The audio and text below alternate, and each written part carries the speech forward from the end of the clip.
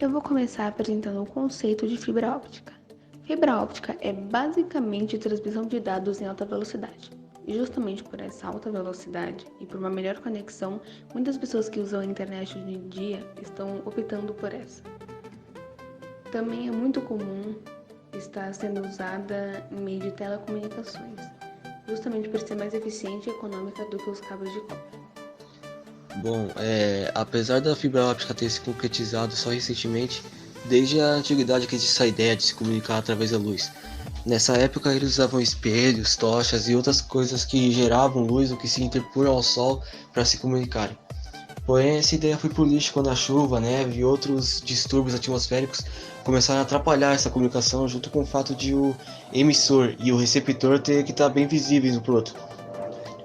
Só em 1870, um pesquisador chamado John Tyndall comprovou que esses problemas que eu falei podiam ser resolvidos usando a trajetória curvilínea da luz. Para isso, ele usou um recipiente de água com um buraquinho para a água escorrer e mostrou que a luz se propagava em todo o recipiente e ainda saía com a água pelo buraquinho. Bom, mas o próprio termo fibra óptica só veio aparecer mesmo em 1951.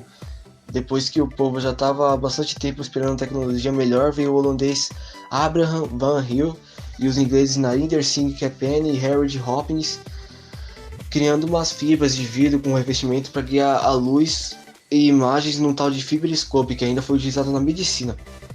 Já na década de 60, as fibras ópticas já tinham começado a substituir os cabos de metal, porque já previam nessa época que a fibra óptica podia alcançar taxas de atenuação bem baixas.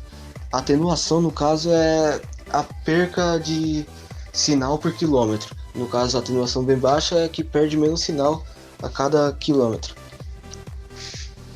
Mas só na década de 70 os sistemas de telecomunicações começaram a usar, porque nessa época a taxa de atenuação diminuiu de 1000 decibéis por quilômetro para 20 decibéis por quilômetro, já é uma redução bem considerável.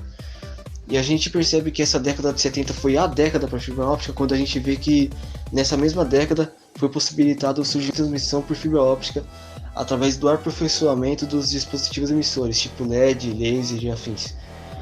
Com o desenvolvimento das telecomunicações dos anos 80, os cabos de sinal chegaram no limite. E isso resultou na substituição desses tais cabos pelos cabos de fibra óptica, que aliás, com o passar do tempo, chegou numa taxa de atenuação absurda de menos de 0,20 decibéis por quilômetro. Agora eu vou falar sobre os tipos de fibra óptica, o monomodo e o multimodo. A maior diferença entre eles está no percurso da luz na fibra. A fibra óptica monomodo tem uma casca mais espessa, enquanto o núcleo é mais estreito, medindo entre 8 a 10 micrômetros. E a monomodo, no cabimento bem feito, o limite é de 4 km de alcance. Também tem o comprimento de onda da fibra monomodo, que pode ser de 1310 ou 1510 nanômetros. E quanto maior o comprimento da onda, maior o desempenho, e já que ele é bem fino, a luz é bem linear, vai direto ao ponto. Já a multimodo tem um núcleo bem maior que o do monomodo, medindo em geral 62,5 micrômetros. Mas mesmo assim os dois têm o mesmo diâmetro final, porque o que uma tem de núcleo, a outra tem de casca e tal. Mas obviamente com esse núcleo a luz tem mais espaço para passar ali pela fibra e não faz o caminho tão linear, igual a mãe quando ela fala que vai num lugar e passa por 15 lugares antes. Bom, fisicamente a fibra óptica tem um núcleo central cilíndrico feito de vidro. Já mais para fora ela tem um material com menos refração, que deixa bem mais fácil a reflexão da luz pelo cabo na parte interna. Ou seja, na fibra óptica meio que tem um recheio com uma reflexão favorável e uma cobertura com uma refração favorável. Aí você me pergunta, mas e para manter isso vivo por mais de um dia, sendo extremamente responsável e descuidado? Bom, esse cabo é composto por um plástico que protege ainda mais dos danos externos. Mas como funciona a fibra óptica? Então, graças às propriedades reflexivas do núcleo da fibra, um feixe de luz que é transmitido consegue percorrer todo o filamento e ir para um único local constantemente, independente do material usado externamente. Ou seja, lá dentro acontece a reflexão da luz principal, mas é necessária a diferença de refração entre o material externo e o núcleo para ter a transmissão dessa luz pelas extremidades da fibra. Assim, o local com maior índice de refração vai estar sempre sendo colocado no centro do material, que anda juntinho ali com o ângulo da incidência do feixe luminoso. E aí a reflexão total acontece. Agora eu vou falar da forma que a gente consegue fabricar uma fibra óptica. A gente, entre aspas, porque não tem muita razão para alguém fazer isso, a não ser falta do que fazer ou curiosidade. Então, se você for curioso, já se liga aqui. Para fabricar a fibra óptica seria necessário silica pura, vidro composto ou plástico, sendo a silica pura a melhor escolha porque tem o maior nível de transmissão comparando ao vidro composto e ao plástico, que tem uma atenuação bem maior. Agora vamos para o processo aqui. Se preparem para Ana Maria Braga da Física. Enfim, esse processo tem só a etapa do tubo pré-forma e o estiramento. Só que nada é tão fácil não nessa vida. Então tem 4 tipos de processos de fabricação da fibra óptica, que são DVQM, deposição de vapor químico modificado, DVQP, deposição de vapor químico plasmático, DEV, deposição externa do vapor, e DAV, deposição axial do vapor. Por um lado, eles são diferentes só por causa da primeira etapa. Por outro lado, a primeira etapa é metade das etapas, mas de qualquer forma eu vou explicar só o processo através da DVQM, deposição de vapor químico modificado, porque ninguém merece ficar horas me ouvindo aqui. Então vamos começar do começo, a fabricação do tubo pré-forma. Pré-forma é um tubo que tem todas as características necessárias na fibra óptica, onde uma combinação doida de gases e quais são as propriedades físicas e ópticas mais adequadas para aquela fibra.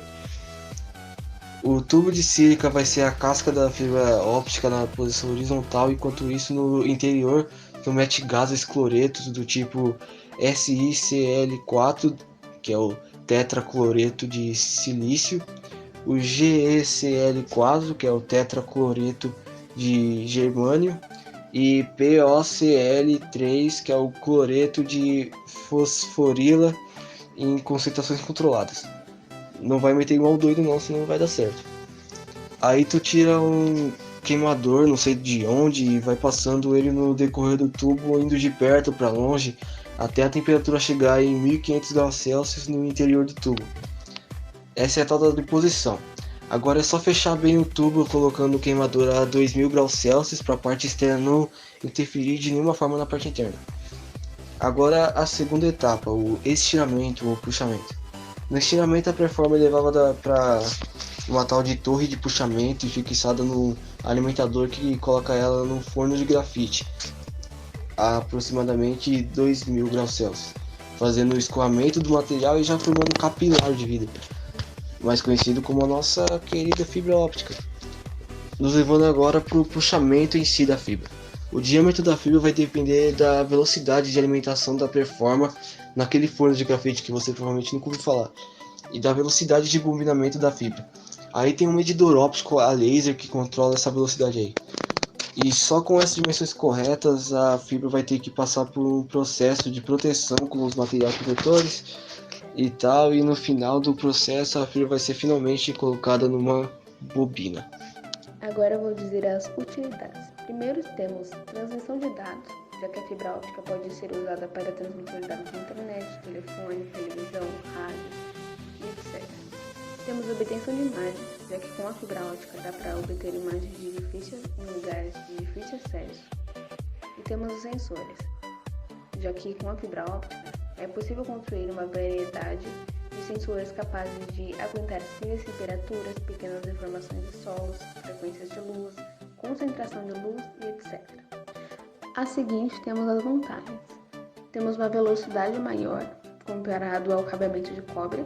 Temos a distribuição de sinal, sendo limpo sem falhas ou oscilações.